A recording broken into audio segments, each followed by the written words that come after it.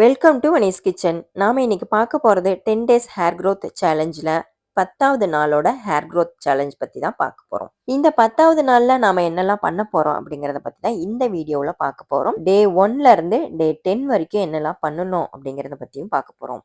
So வாங்க வீடியோக்குள்ள போகலாம். நாம புரோட்டீன் லட்டு ஆல்ரெடி டே 1லயே நம்ம செஞ்சு வச்சுக்கிட்டோம்.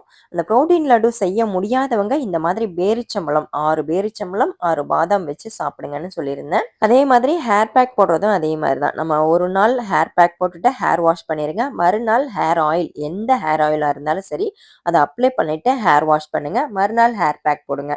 இப்படி மாறி மாறி வாரத்தில் ஒரு 3 நாள் ஹேர் பேக் போடணும், 3 நாள் ஹேர் ஆயில் அப்ளை பண்ணணும். ஸோ இதுதான் நம்ம டே 1ல இருந்து டே 10 வரைக்கும் நாம எடுத்துக்கிட்ட ஹேர் growth சேலஞ்சில் இம்பார்ட்டண்டான விஷயம்.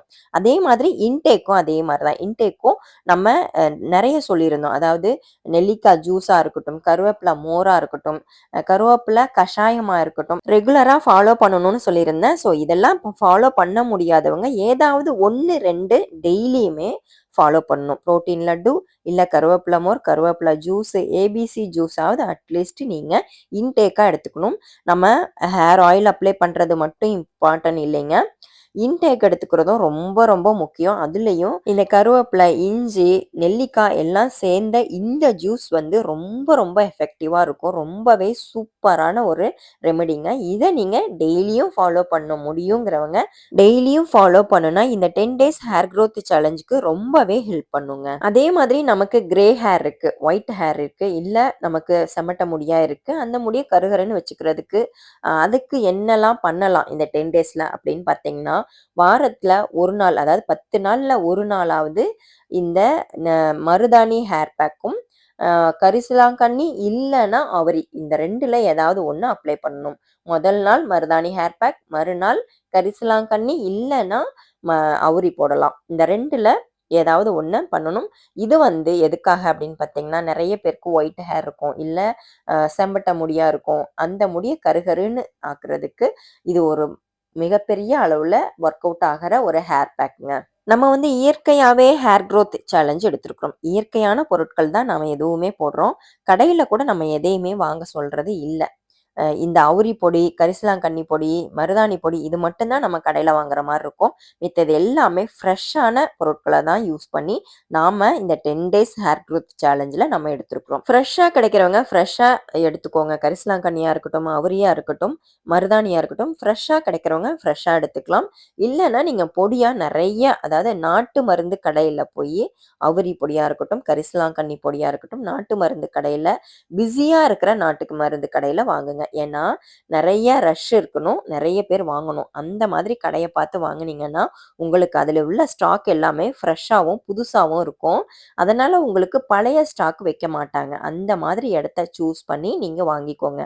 அதுதான் உங்களுக்கு பெஸ்ட்டாகவும் இருக்கும், பியூராகவும் இருக்கும். நாட்டு மருந்து கடையில் என்றைக்குமே தப்பான ப்ராடக்டை விற்க மாட்டாங்க.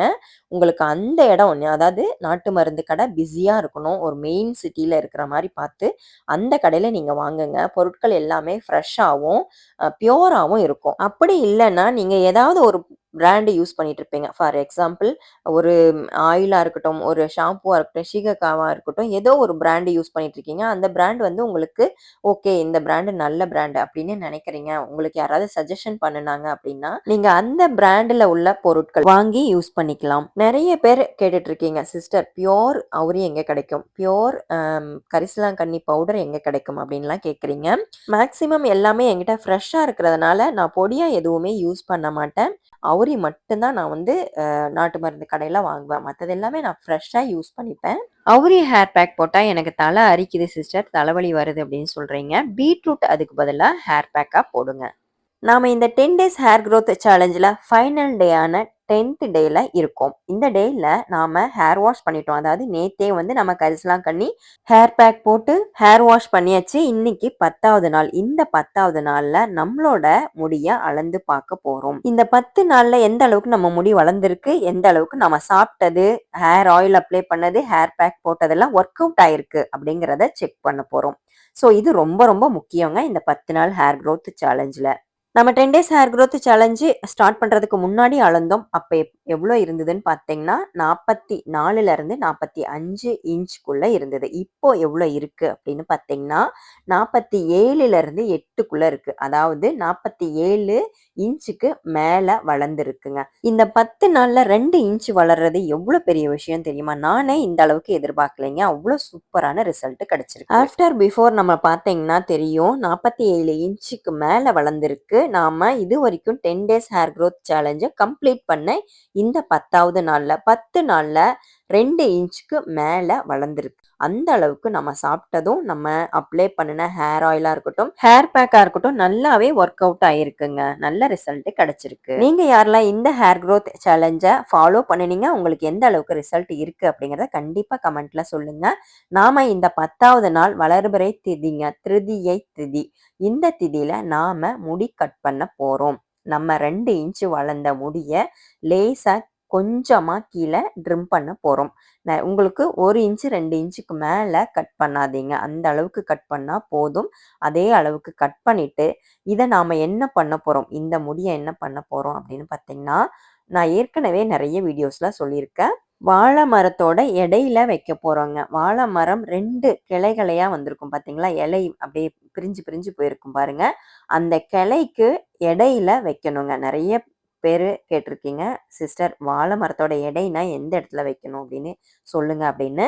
பாருங்க, இந்த வீடியோல வர்ற மாதிரி இந்த மாதிரி மேல உள்ள ஃபர்ஸ்ட்ல உள்ள அந்த கிளையில வச்சீங்கன்னா, உங்களுக்கு அந்த முடி வந்து கீழ விழாம இருக்கும். பிளஸ் நம்மளோட அந்த முடி வளர்றதுக்கும் உண்மையாவே இது நல்லா ஒர்க் அவுட் ஆகுங்க. நம்பிக்கை இருக்கிறவங்க மட்டும் இத ஃபாலோ பண்ணி பாருங்க. கண்டிப்பா நல்ல ரிசல்ட் கிடைக்கும் இதுலயுமே. ஏன்னா, இந்த வளர்பிறை திதி, இந்த திதியில நாம கட் பண்ணி வைக்கும்போது, வாழை வளர்ற மாரி வளரும் அப்படிங்கிறது முன்னோர்கள் நமக்கு சொல்லிக் குடுத்த ஒரு ஐதீகமாவே நம்ம ஃபாலோ பண்ணிட்டு வராங்க பெரியவங்க. ஃபர்ஸ்ட் நான் ட்ரை பண்ணும்போது நான் கூட இது ஏதோ சும்மா தான் சொல்றாங்க அப்படின்னு நினைச்சேங்க. ஆனா எனக்கு அது ஒர்க் அவுட் ஆகும்போது தான் வந்து உண்மையாவே அத நான் ஃபீல் பண்ண ஆரம்பிச்சேன். ஸோ இத நம்பிக்கை இருக்கிறவங்க செய்யுங்க. இல்ல எனக்கு வாழை மரம் இல்ல சிஸ்டர் என்ன பண்றது அப்படின்னு நினைச்சீங்கன்னா, அந்த வளர்பிறை திருதியில வெறும் முடி கட் பண்ணா மட்டும் போதும். ரொம்ப ரொம்ப கம்மியா கட் பண்ணுங்க. ரொம்ப ஷார்ட்டா கட் பண்ணிட்டீங்கன்னா, கட் பண்றதுனால ஹேர் ஃபால் ஆகுறதுக்கு நெறைய சான்சஸ் இருக்கு. நெறைய பேர் பண்ற மிஸ்டேக் என்னன்னு பார்த்தீங்கன்னா, ஹேர் கட் பண்றேன் அப்படிங்கிற பேர்ல ரொம்ப ஷார்ட்டா கட் பண்ணிறது.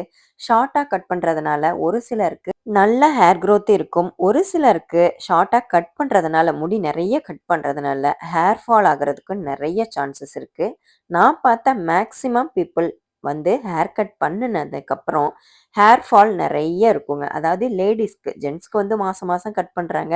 அதனால வளர்றது அது வேற.